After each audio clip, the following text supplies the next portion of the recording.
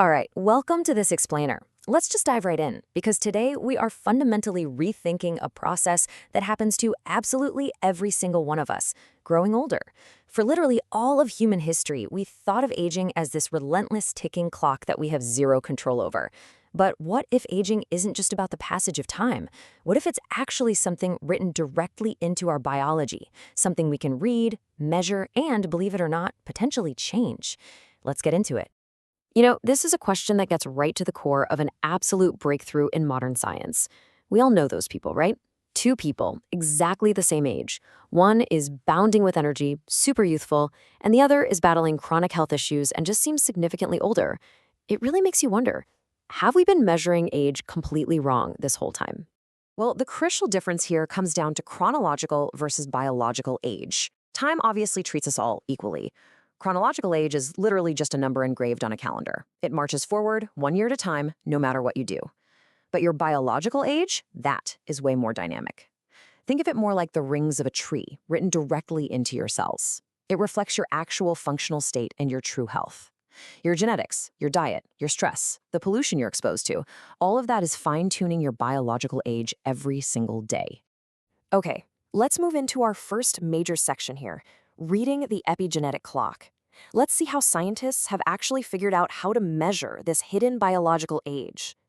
So, to read this clock, we first have to understand a process called DNA methylation. Now, if you picture your DNA as the hardware of a computer, epigenetics is the software that tells it what to do. DNA methylation is simply a chemical tweak. It's adding a tiny methyl group to your DNA. And what's cool is it doesn't change your core genetic code at all. Instead, it regulates whether a specific gene is laid open and active or tightly closed and silenced. What is absolutely wild about this is that our cells aren't just accumulating random wear and tear, they're going through systematic, highly predictable changes. Think of DNA methylation as a giant dimmer switch on your genome. As we age, the pattern of these dimmer switches shifts in a very predictable way. Some regions get turned way down, which shuts off protective genes, while others get cranked up, causing instability. By mapping these exact dimmer switch patterns, scientists have been able to build what they call the epigenetic clock. Now pay close attention to this because it's a game changer. There's a massive difference between the cumulative damage you've built up over your life and how fast you're aging right at this exact moment. The epigenetic clock actually gives us two different metrics. First, you have epigenetic age acceleration, or EAA. This is basically your odometer. It shows your total biological wear and tear compared to other people your chronological age. But then you have your epigenetic aging rate, measured by tools like Dundee pace. This is your speedometer. It tracks your current pace of aging. So even if your odometer is high because of past bad habits, you can actually hit the brakes and slow down your speedometer right now by making better lifestyle choices. All right, moving on to our next section, the molecular skin battle. To really grasp how these invisible clocks show up in the real world, we just need to look at our skin. So why does skin exposed to the sun age so much faster than the rest of our body? Well, it breaks down into two distinct fronts. You have intrinsic aging, which is completely natural. It's driven by reactive oxygen species, or ROS, which are basically just the natural exhaust fumes your cells make when producing energy. It's a slow, gradual process. But then you have extrinsic aging. This is driven by massive external hits of ROS from UV rays and pollution. It accelerates everything.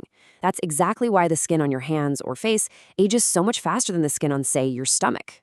Down at the microscopic level, the structural integrity of your skin is quite literally a war zone. It's a constant battle between defenders and destroyers. On the defending team, you've got collagen, that's the protein keeping your skin plump and firm, and TIMPs, which are protective enzymes. But on the destroying team, you have those reactive oxygen species we just mentioned, alongside MMPs. MMPs stands for matrix metalloproteinases, which is a mouthful, but just think of them as microscopic scissors that actively run around cutting up and destroying your skin's collagen framework. Let's actually step through exactly how this destructive chain reaction happens. First, those reactive oxygen species, whether from the sun or just natural metabolism, flip a switch in your cells, activating specific stress pathways. Second, those pathways sound the alarm and start pumping out those microscopic scissors, the MMP enzymes. Third, the MMPs go absolutely wild, degrading your collagen. And finally, because the structural framework is collapsing, the actual cells responsible for building collagen, called fibroblasts, lose their support and begin to physically shrink. And here is where things go from bad to worse. When those fibroblasts shrink, They don't just quietly retire. They enter a zombie-like state known as cellular senescence. In this zombie state, they completely lose their ability to fix your skin, and instead, they start spewing out even more inflammatory signals and even more MMPs. It is a vicious, self-fulfilling cycle that massively accelerates the wrinkles and sagging we eventually see in the mirror. Okay, so we've covered the clock and we've covered the cellular battle, but let's get to the best part, treating aging itself. How do we actually fight back? The great news is that science is developing some incredible tools right now. On the surface, things like topical retinoids are fantastic at boosting cell turnover and shutting down those destructive MMP scissors. But looking deeper, researchers are testing totally new classes of drugs. Take senolytics, like a compound called ABT-263. These are designed to actually hunt down and clear out those zombie senescent cells we just talked about, which allows the tissue to finally heal. And then there's metformin, a super common diabetes drug, which has been showing some absolutely stunning promise in delaying aging factors basically across the board. Which brings us to something truly groundbreaking. It's called the TAME trial, Targeting Aging with Metformin. Now listen to this, because the goal of this trial isn't just to cure diabetes or heart disease or cancer. The entire purpose of this massive clinical effort is to prove, once and for all, that the fundamental process of aging itself can be targeted and treated exactly like a disease. This is a massive undertaking. The TAME trial is actively tracking 3,000 participants. They're looking at people aged 65 to 79 across 14 different research sites. They want to see if giving them this incredibly cheap, safe, historically well-understood drug, metformin, can fundamentally delay the onset of all major age-related chronic diseases at the exact same time. But here's the regulatory hurdle they're trying to jump. The FDA only approves medications for specific medical indications, meaning recognized diseases. Right now, aging is legally just viewed as a natural process, not an indication. Because of that, pharmaceutical companies have no legal pathway to develop or market a drug just for aging. The entire point of the TAME trial is to shatter that barrier and get the FDA to recognize aging as a treatable condition. I love this quote because it hits the nail right on the head. If aging becomes an official indication, it is a total paradigm shift. Right now, modern medicine essentially plays whack-a-mole.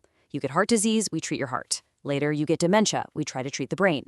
But what if we stopped playing whack-a-mole? What if we treated the root cause of all of them simultaneously by targeting aging itself? It would literally change medicine forever. So as we wrap up this explainer, I want to leave you with this one thought. Can we grow older without getting sicker? Because for the first time in human history, thanks to epigenetic clocks and senolytics and trials like TAME, the answer might actually be yes. Growing older is definitely inevitable, but getting sicker? Well, that might just become optional. Thanks so much for joining me on this deep dive, and stay curious.